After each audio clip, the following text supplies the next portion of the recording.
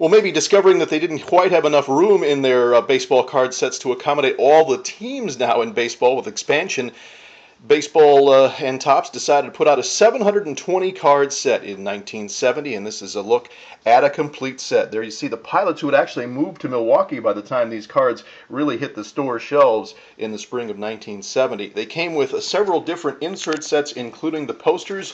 Denny McLain, Frank Howard. This set really loaded with kind of a mix of star players and not such star players, but you see some of the heroes of the '69 World Series. And there's Johnny Bench, who then, of course, was a very young catcher. There's the '70 poster set. The baseball card set that Topps put out, it's kind of simple. It has a lot of fans. It has a lot of folks that aren't real crazy about because they say it's boring. But it's really clean, and if you're collecting high-grade cards, this is a good one to go after because it's very easy to see whether these cards are in good shape or not when you're buying them. The league leader cards, kind of in the first series there, you see some of the major stars of the time. Of course, it's the home of the Thurman Munson rookie card. The Bill Buckner rookie card is in this set.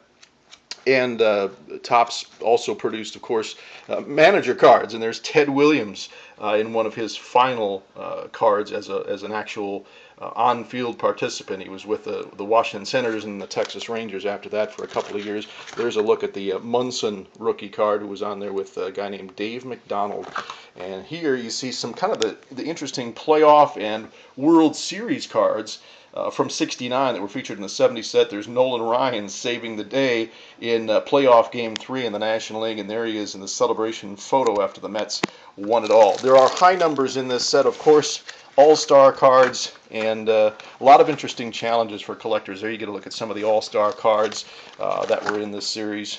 Hank Aaron among the big ones, of course, and there again is Bench and Frank Robinson, Brooks Robinson, Rod Carew. There's a Pete Rose and a Reggie Jackson as well. The high numbers in the back, some tough numbers in terms of putting together a graded set, a really super high grade set, but these are not all that difficult to come by, and they are loaded with a lot of common players who didn't really hang around that long, except there is a Nolan Ryan and there is also a Johnny Bench, and those two historically have been kind of difficult to find. There's a lot of demand for them. They're in a little bit shorter supply than a lot of the cards, the other cards in the set. Frank Robinson also in there as well, and he's another one that sometimes commands a pretty good price. And there is the Nolan Ryan card from 1970. That is number 712. And here are the Topps booklets.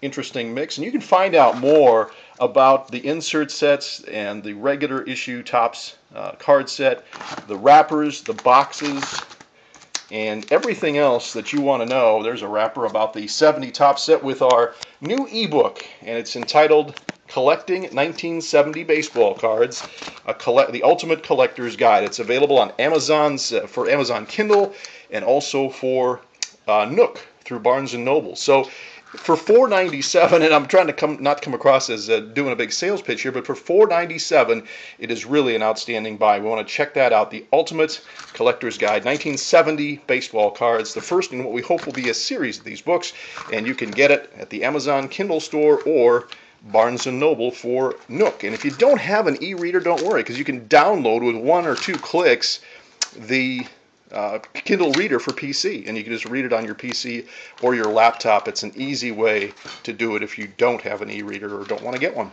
That's it. Hope you enjoyed the video on 1970 baseball cards, and we'll talk to you again.